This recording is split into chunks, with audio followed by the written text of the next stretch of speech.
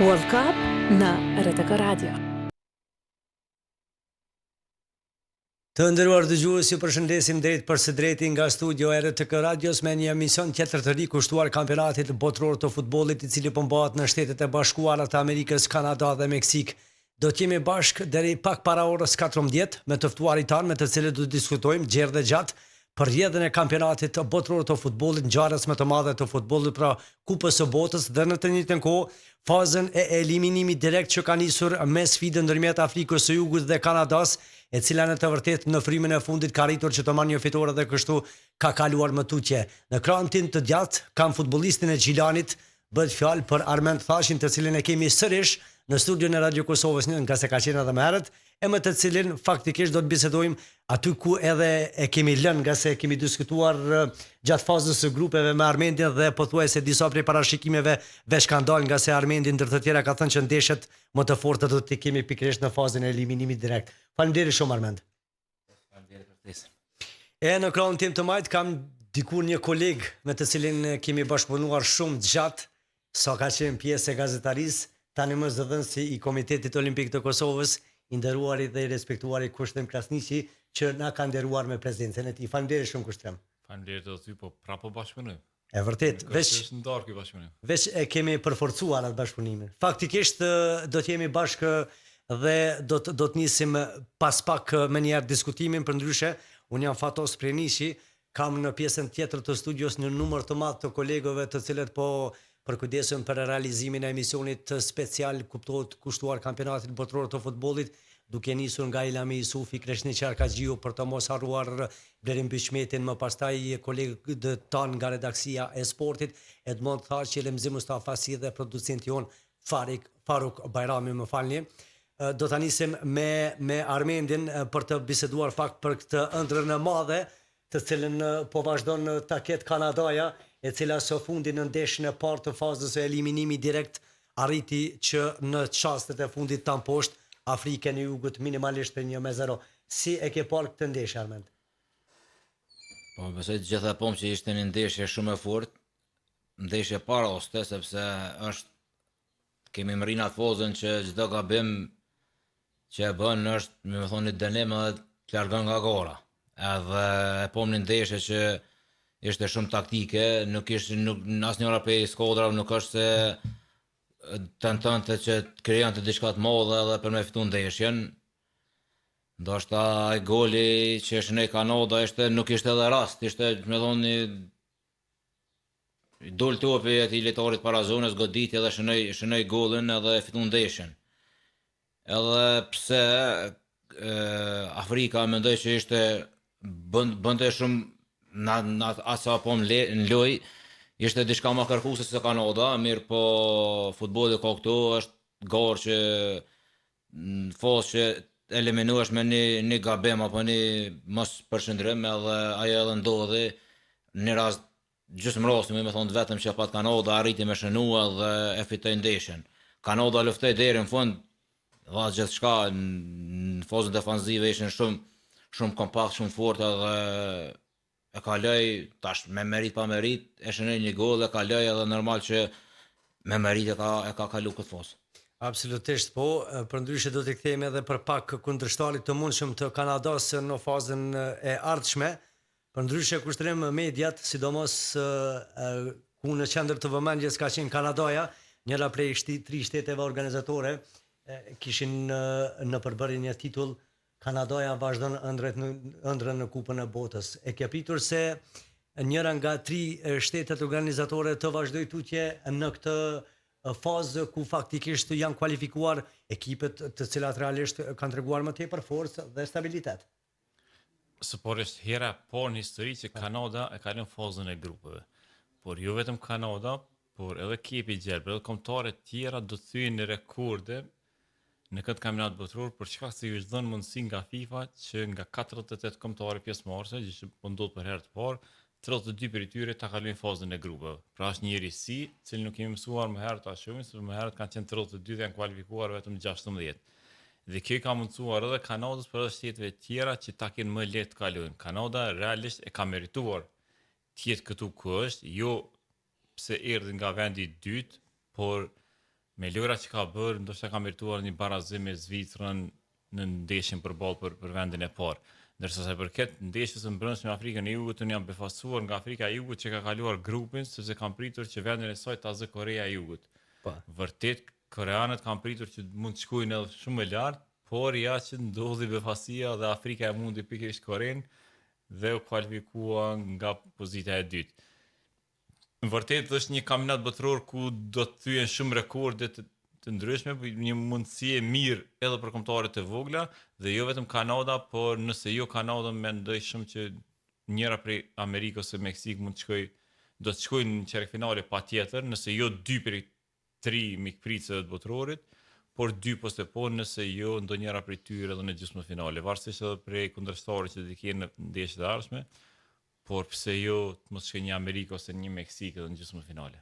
Sikur edhe kjo në prezenca e tifozëve, nga se dihet që kjo ngjarje e madhe e futbollit kampionatit botror faktikisht po zhvillohet në 3 shtete të ndryshme.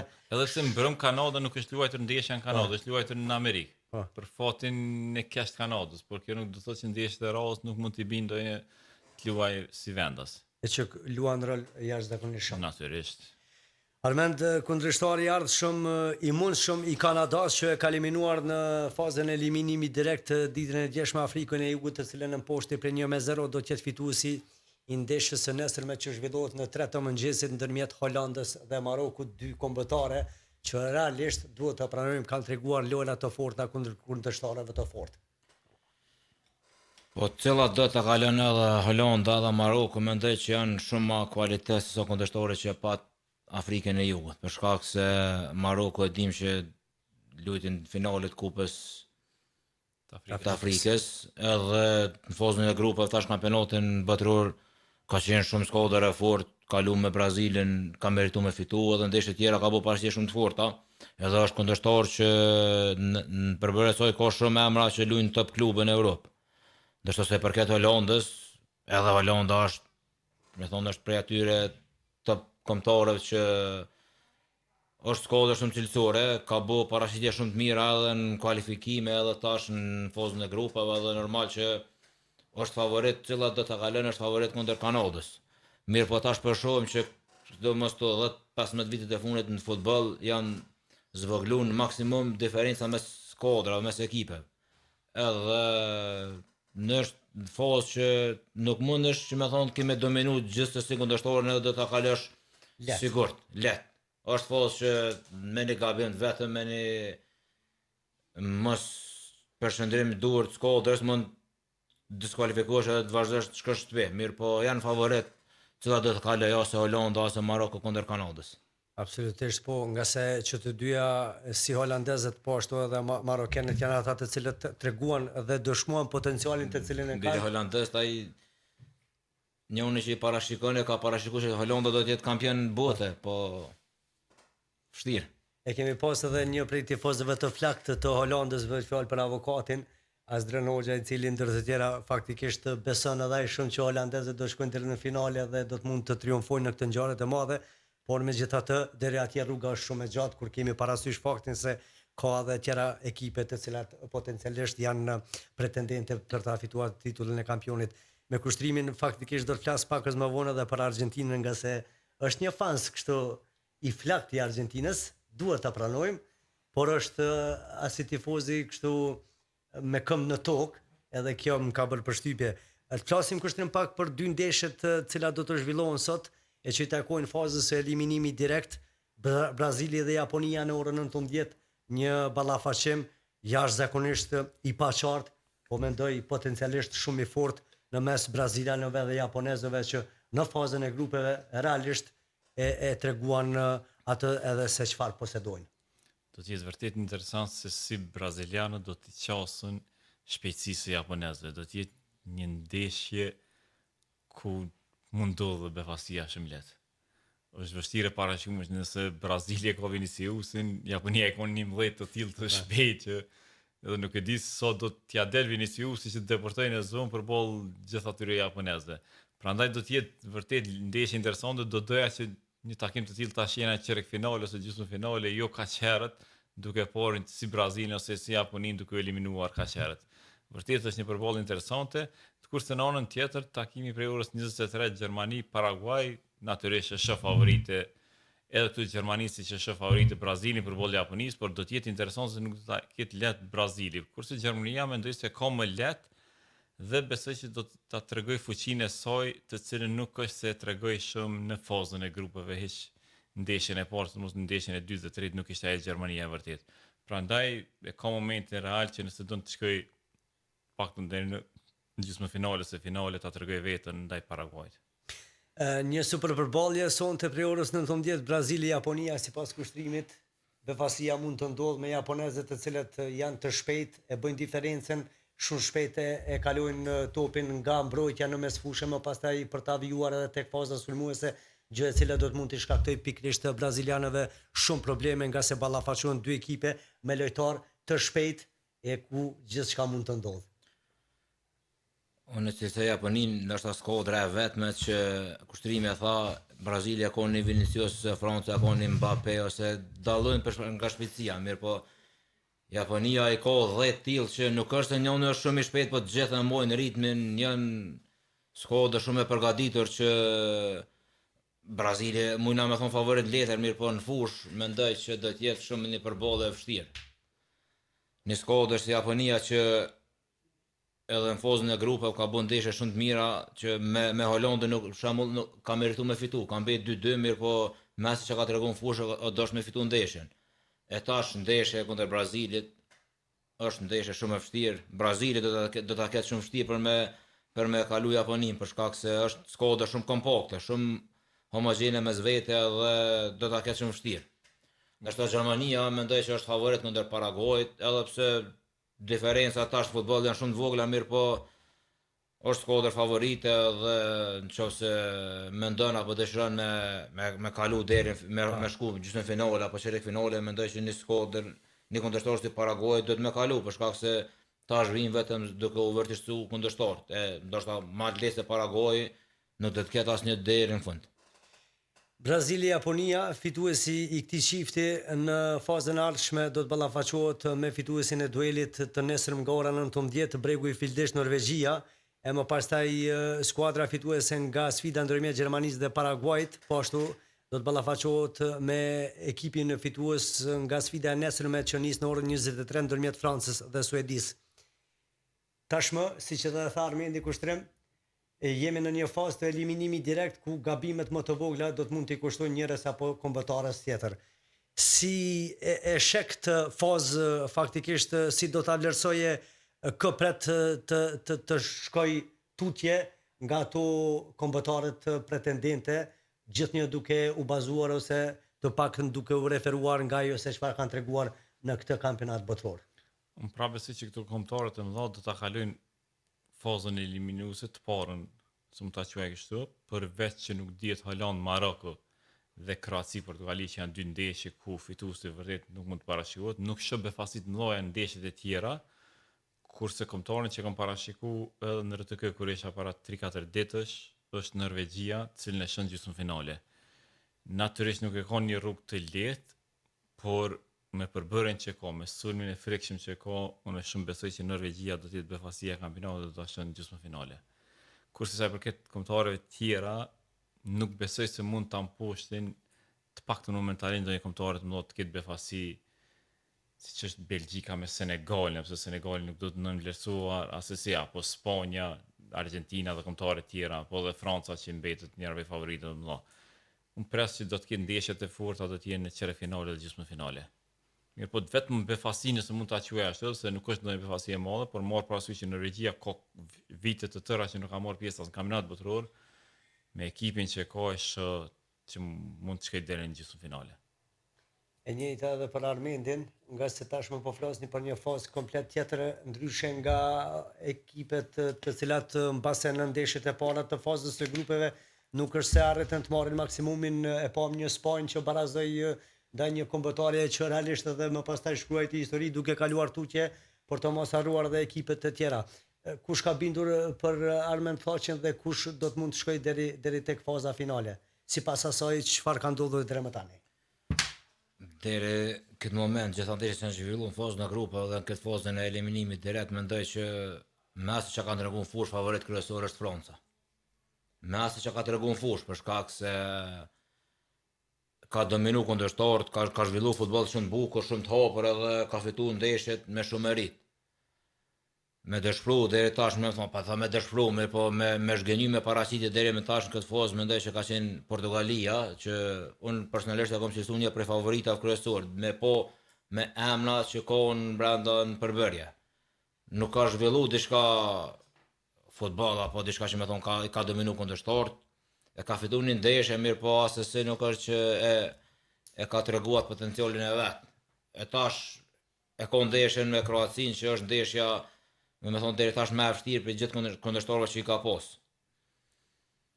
Belgjika me Senegalin, mendoj që Belgjika nëse nuk ka me atë gjeneratin që ka pas, nuk ka pas diçka ndonjë sukses shumë të madh, mendoj që edhe tash ndoshta mund ta kalojë Senegalin, mirë, po nuk është mund të arrijë diçka shumë lart. Anglia me Kongon mendoj që është favorite absolute për shkak se ka zhvillu është skuadër ma e mirë se Kongo dhe ka zhvillu futboll më të mirë edhe ka në përbërja shumë lojtar cilësor që mendoj që do ta kaloj, ndoshta jo shumë lehtë, mirë, po do ta kaloj këtë kundërshtar. Për tjerat, Francën e tham që është favoriti kryesor edhe normal që pres që me fitu bëndshëm kundër Suedis, tash të shumë tjera se çfarë ndodhen. Absolutisht. Kushtërëm më herët përmendëm disa prej ekipe ose kombëtarëve pretendente që do të mund shkonin deri në fazën finale, po besoj që në mesin e tyre në mendje ke pas Brazilin, Argentinë, mos harrojmë Francën. Ndër të tjera Armendi tha se nga këto ekipet që faktikisht potencialisht janë llogaritur ose vlerësuar si favorite për të shkuar sa më lart në këtë kampionat botror, është edhe Portugalia që duhet ta pranojmë të gjithë. Nuk është se ka bindur për jashtë ndeshjen prej 5-0 në fazën e grupeve kur në poshtë Uzbekistanin barazoi me Republikën Demokratike të Kongos 1-1, kurse nuk është se edhe luajti shumë mirë ndaj kolumbianëve që dominuan, por për fat të keq nuk psuan portugezët, pasi që vërtet skuadra më dominuese ishte pikërisht Kolumbia. E kam shikuar edhe vetë atë ndeshje përkundër se luajt në ora 2 të mëngjesit. Dhe vërtet më ka dhënë Kolumbia se si nuk e fitoi lojën. Pavarësisht që ju deshke vetëm një barazim për me mbet vendin e parë, Kolumbia për 90 minuta ka sulmu Portugalin, madje shënoi një herë në minutat shtesë ju anulua goli për shkak pozitës jashtë loje, kurse Portugalia heq një gjysmë rasti, ndoshta gjatë tërë ndeshjes nuk bëri asgjë. Vërtet Kolumbia ishte shumë cilësore dhe me anë ndeshje Portugali nuk e sheh që do të shkojë ndoshta as në çerek finale. Nuk e sheh për shkak të asaj se çfarë ka treguar deri më tani, por a mendoni në këtë rast për të dytë juve vlen e njëjta pyetje. A mendoni se Portugalia mbase në këto ndeshje vendimtare do të mund të luajë komplet ndryshe përkundër asaj që nuk ka bindur në fazën e grupeve? Pasi po themi potencialisht, siç e tha Armendi, këtu përfshije Francën, për nga emrat Portugalia është numër 2. Pasi lojtarët e Portugalisë luajnë për ekipet më me renome në Evropë dhe botë. Fatos përderisa nuk mund ta tregosh veten ndaj Kolumbisë në fazën e grupeve, nuk shoh që do të ketë përmirësim tek Portugalia në ndeshjet tjera. Nuk është pasqyrë reale ajo me Uzbekistanin çfarë kanë treguar. Pasqyrë reale është me Kolumbinë, me një kundërshtar që parafërsisht ke mujt me thonë që është deri diku i parafort në Portugalinë. Po për që dominon Kolumbia shumë, përkundër se ishte Portugalia që ju duf ke fitoria me përfundon vendin e parë, me pas një kundërshtar më të lehtë. E jo me pas pikërisht kundërshtar Kroacinë që dinte prej fillimit, që nëse humb ose mbetet barras, do të luante me kroatët. Unë këtu e shoh Portugalinë të eliminuar për kroatëve, kështu që për Ronaldo do të jetë ndeshja e fundit nesër apo pas nesër kur ka pas 2-3 ditësh. Ndeshja e fundit kuptohet në Kupën e Botës dhe mbas edhe me Portugalinë. Portugalia, Kroacia të premten nga ora 1 pas mesnate, edhe sipas kushtrimit ndeshja e fundit për Cristiano Ronaldo do të jetë pikërisht në këtë ndeshje, nga se ke bindjen që është Kroacia ajo e cila realisht do të mund të eliminojë Portugalin. Nuk është ajo Kroacia e 2018-s apo e së gjeneratës tort 98-ën kur hynte në gjysmëfinale të vendin e tretë, mirë, po edhe me ndeshjen e fundit Kroacia bindja e zakonisht shumë përveç ndeshjes me Anglinë që u shënuan shumë gola pse i humbi, mirë po në përballjen e portugezët prapë shë Kroacinë që ka motivin, e ka shpirtin luftarak, e ka një Modric që ishte lejtari ndeshjes përkundër moshës që ka dhe i jap shumë përparësi. Nuk kishte Portugalia ajo që mund të vinte ndaj Kroacisë. Unë e shoh Portugalin që do të përfundoj rrugtimin e saj në kampionatin botror në përballjen me Kroacinë. Unë realisht unë mendoj të kundërtën, jo pse kështu. Sa je tifoz i Ronaldo? Jam tifoz i Ronaldo. Ronaldo. Do doja si në finale të ishte Argentina me Portugalinë. Por nuk funksionoi sikur faktikisht është momenti që edhe Cristiano Ronaldo ta fitojë një kupë bote. Jo për shkak të asaj, por për shkak të një fakti tjetër. Unë po mendoj, jam i bindur që edhe Armendi ka pak dyshime në atë paraqitjen e Portugalisë, e cila megjithatë do të mund ta tregoj potencialin në ndeshjen e ardhshme pikërisht ndaj Kroacisë. Mos harrojmë që në kampionatet botërore besoj ju kujtohet ka pas kombëtare pretendente për ta fituar titullin e kampionit që nuk e ka nisur mirë, por Argentina, shembulli konkret është Argentina.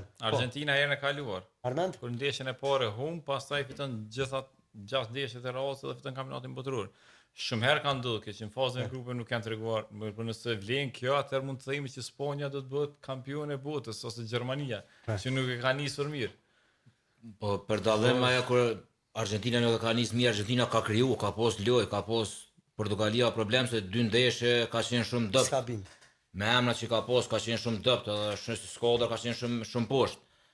E tash është, domethënë, prova gjenerale apo prova kryesore që gjithë ata emra, gjithë atë çështje që ka në ekip me tregu kundër Kroacisë, do të jetë ndeshje shumë e vështirë, nuk muj me, po që se para kampionatit të shkon kjo ndeshje, kisha thonë favorit është Portugalia, mirë po mes që ka treguar në 3 ndeshjet e para, gjosat reale janë 50-50 këtë përballje që për shkak se edhe Kroacia ka treguar shumë futboll të mirë. Hek ndeshjen me Anglinë, këto 2 ndeshje tjera ka qenë shumë mirë. Ndeshjen e fundit e ishte shumë mirë edhe ka shumë emra.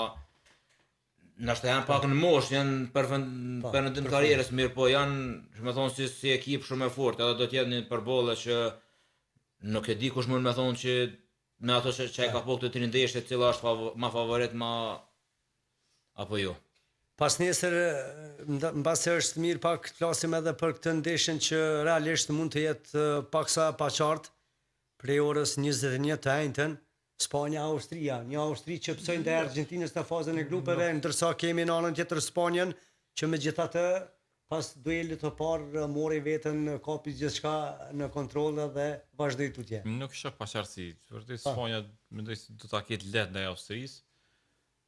Dhe jo me një rezultat të ngushtë, por ndoshta me 3-4 gola diferencë na mund asi. Nuk është austriakët, nuk është se kanë bindur shumë, e pomëll me Algjerin, minutat e fundit barazon për të kualifikuar. Tutje që Sponja pikërisht ndaj kombëtarëve të tilla nuk besoj që do të gabojmë. Ka përfunduar gabimin e vet në ndeshjen e parë me ekipin e Gjelbert. Edhe për kombëtarët e mëdhenj shpesh më mirë të gabosh në fillim e pastaj të përmirësohesh sesa të gabosh gjatë rrugtimit. Që Sponjën e shëtutje pa kur farë problemi me austriakët. E përmendi kushtrimi ekipin e Gjelbert, senzacionin e kampionatit botror që të shtunën në 3:30 të mëngjesit faktikisht do të ballafaqohet me Argentinën. Argentina ka shumë orarin e mirë deri në fazën finale, po thuajse se deri tek ajo gjysmëfinale, nga se Madi lexova atë sot media duke thënë se ja kanë përgatitur Messi me shku pranë finale.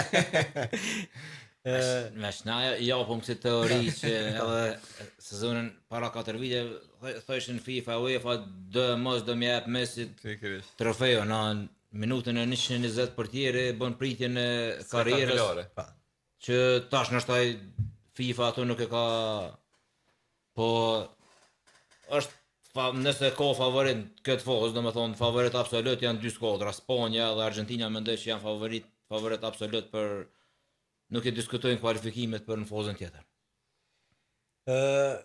Këto 2 ndeshjet e tjera të premten në orën 5 të mëngjesit Zvicër-Algjeri, ndërsa në mbrëmje për orët 20 Australi-Egjipt. Australia në grupin ku do të mund të ishim fare lehtë edhe ne si kombëtare, ndërsa psuam ndaj Turqisë në fazën e play-offit kurse Turqia u kthye në shtëpi. Edhe Australia befasi Një ekip i paparashikueshëm. tam poshtë Turqinë, të kualifikuar tutje, ekipe pa parashikueshëm, sigurisht që ishte Amerika, pra si që venda si dominoi përballë kundërshtarë dhe shot tutje edhe Amerikën. Kurse përmende Zvicrën, ai ka një rrugtim gjatë lehtë deri në çerek finale. Që nëse ka lënë Algjerin, nëse s'gaboj prapë ka një ndeshje me Amerikën ose fituesin e ndeshjes Amerikë-Bosnjë ose Australisë, nuk po më kujtohet, po e di që nuk është që ka ndonjë kombëtare big me emër ashtu deri në çerek finale. Kogja lehtë ka rrugën deri në çerek finale edhe Zvicra. Po, do të kemi ballafaqime interesante, përndryshe duel nëse mund të them pakës më i barabartë të shtunën prej orës 3:30 Kolumbia me Ganën. Kolumbianët që realisht në bazë të asaj çfarë kanë treguar të paktën në fazën e grupeve janë poshtë një kombëtare që nga plani i dytë do të mund të shkojë shumë larg. Po pajtohesh?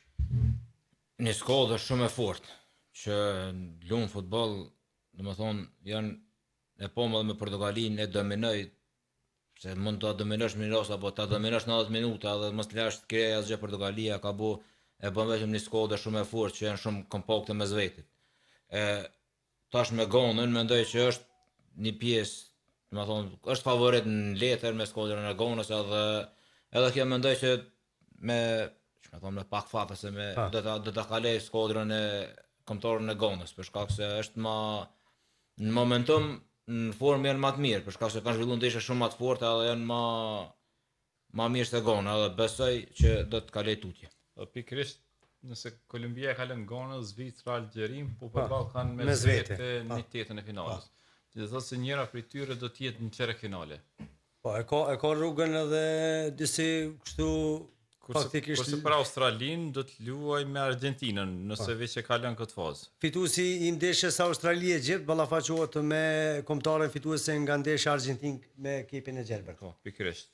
Me shumë gjasa këtu edhe Egjipti mund të kaloj Australinë bazuar në përbërjen që ka. Egjipt Argentinë mund të shohim ndeshjen e radhës, pastaj interesant do të jetë Meksik Angli nëse vi shkojnë të dyat në tetën e finales. Kurse në anën tjetër në regjia që përmenda do të jetë përballë Brazilit dhe Japonisë nëse vi që kalon bregun e fillimisht, kuptohet. Rrugtim as vërtet mund të ketë Portugalia nëse e kalon se ka me Spanjën. Nëse e kalon Kroacinë, për shkak se do ta ketë Spanjën, pastaj mund ndeshet me Francën tutje. Është një rrugë shumë e vështirë për Portugalinë. Kurse një tjetër përballje e fortë Gjermani-Francë në tetën e finales. Kjo do të jetë nëse një super ndeshje më e mira, do të them prej gjitha këtyre çifteve që mund të përballen në tetën e finales. Absolutisht. Dhe më shumë gjasa të dyja do të jenë, sepse besoj që Franca do të kalojë Suedin, sikurse Gjermania Paraguay. Po kjo tregon që do të na presin ndeshje jashtëzakonisht interesante. Tash seriozisht kemi hyrë në atë fazën ku gjithçka edhe mund të ndodhë, sidomos kur një gjë është vërtetur qysh nga fillimi i këtij kampionati botror, ku pati edhe befasi, realisht e njëjta mund të vazhdojë të ndodhë edhe në VM. Armend, ta flasim pak për paraqitjet individuale të futbollistëve ose ata lojtarë të cilët në të vërtetë janë duke shkëlqyer në këtë kupë bote.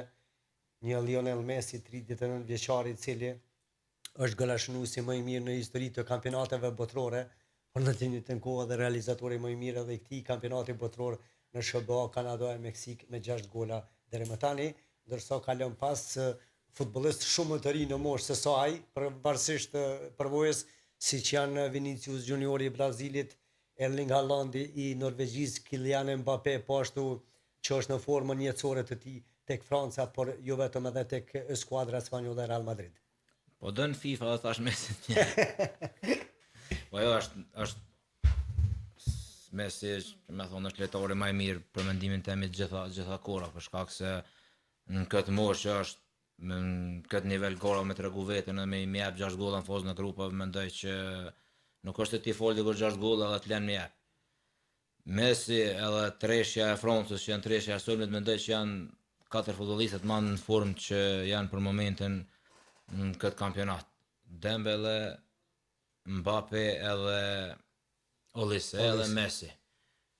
Vinicius hek ndeshjen me Marokën që ka jap gol edhe nuk e di ka jap ndeshje tjera mirë, po nuk është se që më thon ka bërë diçka shumë të madhe krahasim me Messi. Messi, çfarë më thon, është lojtari që edhe në këtë moshë 39-40 vjeç po e bën diferencën edhe edhe na që do të më shiju edhe këtë kampionat me po mazhinë e tij për shkak se do t'i mungoj, do të ketë futbollist mos i ky është. Thjesht do të vi dikush ta zavancoj për shkak se 8 topa të ardhmë fitu do të me konë një mentalitet apo një disciplinë shumë e madhe që vështirë do ta bëj dikush. Do të jetë kampionati i fundit botror për Lionel Messi, i cili 4 vite më parë ngriti trofeun e çmuar e ikonik të Kupës së Botës në Katar. Ai ka lënë kombëtarin e Argentinës edhe 10 vite më parë, por është rikthyer prapë, kishte kurrë i dihet aty. Mirë, po që dua të them është se duhet të jemi me fat që kemi shijuar epokën Messi Ronaldo. Nëse pararësit tonë ne kanë shijuar epokën Pele Maradona, ne kemi shijuar prej fillimit deri në fund edhe Messin edhe Ronaldon. Deri në fund po them, sepse fundi i tyre nuk është i sigurt asnjëherë, bazuar në formën që ka Messi, kur nuk e dihet që nuk do të jetë edhe në 2030-ën. Mirë, po me atë që po tregon ai vërtet po e dëshmon edhe një herë që ka qenë është dhe mbasi do të jetë edhe për shumë dekada më i miri i sportit të popularizuar në botë futbollit. Vërtet ajo që po bën këtë kampionat botror me këtë moshë që ka, po duket sikur të jetë në formën më të mirë tani. Sikur të kishte 20 vjet.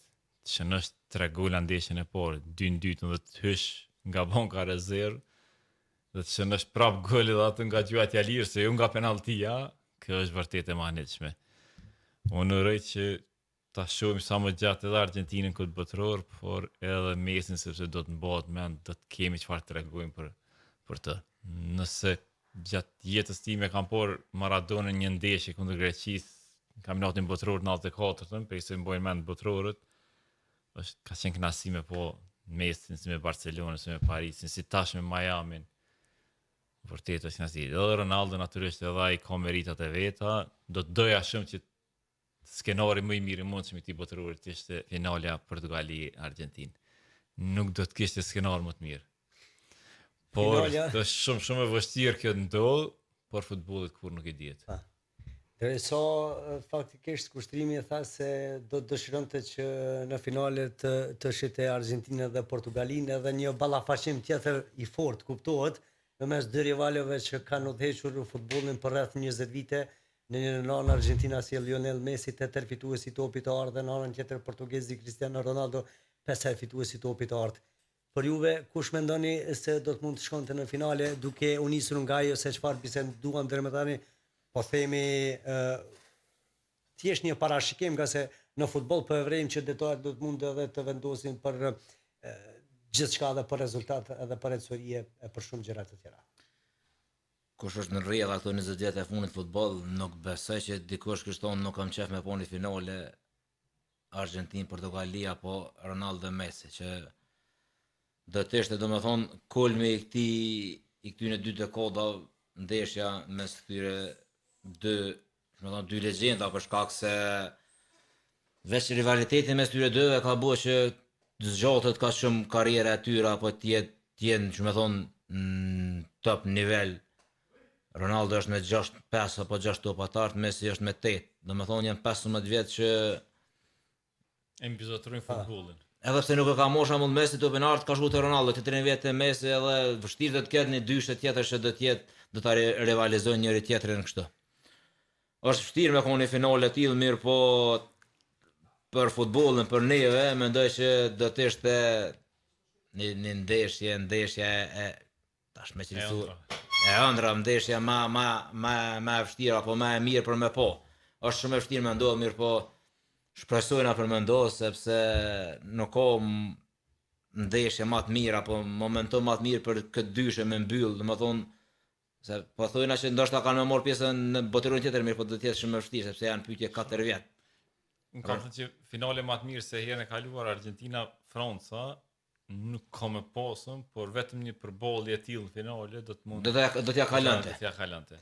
Për çka këtyre dy? Ndoshta edhe rezultati ku më di si kishte përfundu, po Do të ishte një rezultate, veç prezenca e tyre prezenca e tyre, një foto kulmi për futbollin. dhe përfundimi i karrierës i dy legjenda si sa Armendi, vërtet do të ishte hieshia e futbollit. Futbolli vërtet e meriton, siç e meritojnë edhe Messi dhe Ronaldo, por ja që ka këtu kombëtare të tjera që nuk i intereson për Ronaldo e Messi si ku shkon, si cila lufton për vendin e vet, për kombin e vet, për të bërë krenar popullin e vet.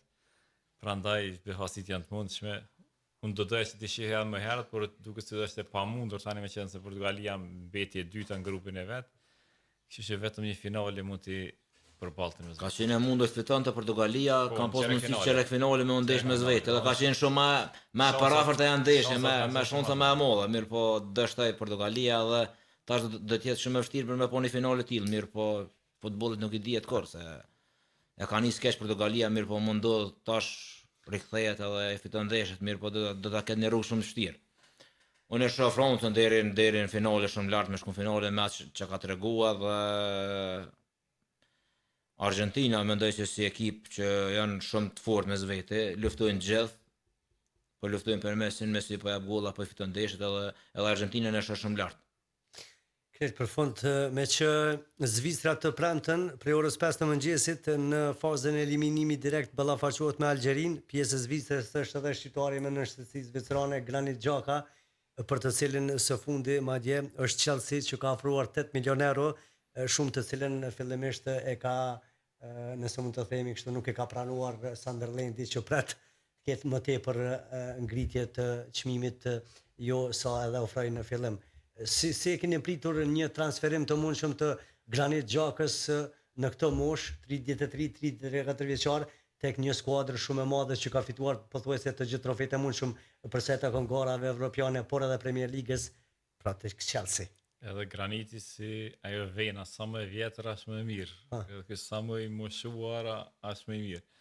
Është vërtet për të përgëzuar se si nga një rrezikim i karrierës së tij, nga një përballje me tifozë sa ishte në Arsenal, nga kartonet e shumë të kuq që merrte, kur shihej se ai do të merrte te Poison, transferohet në Leverkusen, prej Leverkusenit kthehet pranë Premier League, tash prap do më kthy në një top klub Premier Ligës, në njërin prej më të mëdhenjve në Evropë, siç është Chelsea. Parandoni çfarë karriere e bujshme. Këtu vërtet duhet përgëzuar Granitin, edhe besoj shumë që Chelsea do ta merr Granitin. Nuk e lën Sunderland Gjakun asaj, nuk besoj që është interesuar të vazhdojë aty duke parë oferta të shumta Chelsea. Veç nëse Sunderlandi vazhdimisht e refuzon Chelsea. Mirë po e shoh vërtet Chelsea edhe po shihet që ka me shkëlqyer atë, padyshim. Është Xabi Alonso, trajneri i cili ka bashkëpunuar ngushtë tek Bayer Leverkusen, trajneri të shkojnë Chelsea dhe kjo është arsyeja që Chelsea të vazhdimisht të arrit vlerën e tij, të arrit ofertën vetëm për ta pasur Granitin, sepse natyrisht një klub synon që t'ia plotësoj gjitha dëshirat trajnerit. Kur trajneri don këmbgul për një lojtar, unë jam çuditur se si nuk e ka marrë Real Madrid. Kam pritur shumë që ka më marrë Real Madrid dhe me qenë zëvendësuesi i Toni Kroosit. Por jam befasuar që nuk e ka kërkuar atje. Në pipomin e futbollistit, për Armen Thoqin, lojtarin e Gjilanit, çfarë do të thotë një tjetër hap i rëndësishëm në këtë moshë për Granit Xhakën nga Sunderlandi që vetë vitin e kaluar u kthye nga Championshipi në Premier League, arriti që me këtë skuadër të siguroj garat ose Ligën e Evropës dhe tani më kërkohet nga ish trajneri i tij të Leverkusenit Xabi Alonso duke ofruar faktikisht shumë të madhe për një lojtar të kalibrit siç është Granit Xhaka. Po është transfer që të gjithë e dim sot që mundohet me u vanu, në fund do të realizohet për shkak se me Sunderlandin e ka arrit me thonë jo maksimumin, po ka dol për mbi pritshmëri për shkak se qysh fillim e dim kur e transferu edhe komunikata me Sunderlandin kanë qenë maksimumi me arrit sa është koeficienti 45-46 pika për me siguru mbi qëndrimin në Premier League. E ata kanë dalë përmi pritshmërit, kanë arrit me siguru gorat evropiane edhe mendoj që është maksimumi që mund të arrijë me Sunderlandin. Edhe Sunderlandi skuadër e din që sado që mundohen me ndal transferit gjithsesi do të ndodh, për shkak se do ndodh këtë javë apo deri në fund të afotit. Unë mendoj që Xhaka do të jetë futbollisti i Chelsea sepse ndoshta është mundësia vetme, që më thonë e vetme, mundësia e fundit të karrierës që me kënë pjesë në një top klubi. Ka qenë, tha kushtrimi ka qenë në Romë, në Romë shumë të madhe të karrierës, pas aty në probleme mirë, po edhe Gjoka është njët me një karakter, një mentalitet shumë i fortë. Edhe vetëm karakteri apo mentaliteti tina ka bu me u rikthy prap, që me thonë në top klube, në ligën më të fortë me pas gjitha të paraqitja sezon fantastik edhe shpresojmë edhe unë besoj që do të transferohet te skuadra e Chelsea. Shpresojmë, dëshirojmë suksese nga se vërtet do të mund shkonte tek një skuadër e cila ka realisht sezonin që vjen edhe shumë ambicie të mëdha. Armen tha që të falenderoj shumë për disponimin dhe prezencën tuaj në studion e RTK Radios në këtë emision special kushtuar kampionatit botror. Fantastik, me shumë kënaqësi. Faleminderit shumë. Jam i njohës, jam kështu i vetëdijshëm se shumë shpejt do të nisë edhe fazën përgatitore me ekipin e Gjilanit me të cilin së fundi kemi shkruar kontratë 2 vjeçare e në këtë drejtim të dëshiroj shumë suksese nga se e di që synoni më në fund edhe Evropën. Faleminderit shumë. Shpresojna me nis mbarë dhe pastaj çastë sezona të shohim. Edhe Armendi ta kënaqësoj thënë që përmenda më herët. Sa më vjetër as më mirë. Ky ka dëshmuar se mos vitin e fundit me ato Eurogolat. Po e vërtet. Si Messi. Veç dëshirojmë suksese, si fillim të kesh shëndet e më pastaj qerat më veç vinë edhe gjithçka është relative. Kushtrim Klasniqi, dikur koleg tani më zëdhënës në Komitetin Olimpik të Kosovës, të falenderoj shumë për prezencën dhe disponimin tuaj që sar faktikisht e kemi ftuar, ke qenë i gatshëm. Edhe po shpresoj që nuk do të jetë e fundit gjatë këtij kampionati botror. Faleminderit shumë Fatos, ishte kënaqësi të marrim pjesë në këtë ambient kaq të freskët, kështu që uroj që ju uroj vetëm suksese dhe të kemi një kampionat vërtet me befasi pse jo. Ambienti freskët, faleminderit shumë. Këtu erdhi fundi i emisionit special kushtuar kampionatit botror të futbollit në RTK Radio. Në të njëjtën kohë kemi qenë drejt për drejt live nëse mund të themi edhe në rrjetin tonë social Facebook, duke ju falendruar edhe një herë për vëmendjen. Patjetër duhet të falenderoj edhe Vlera Sportin për këto pajisje sportive, ndërsa ju mos ndroni frekuencë, qëndroni me Radio Kosovën 1.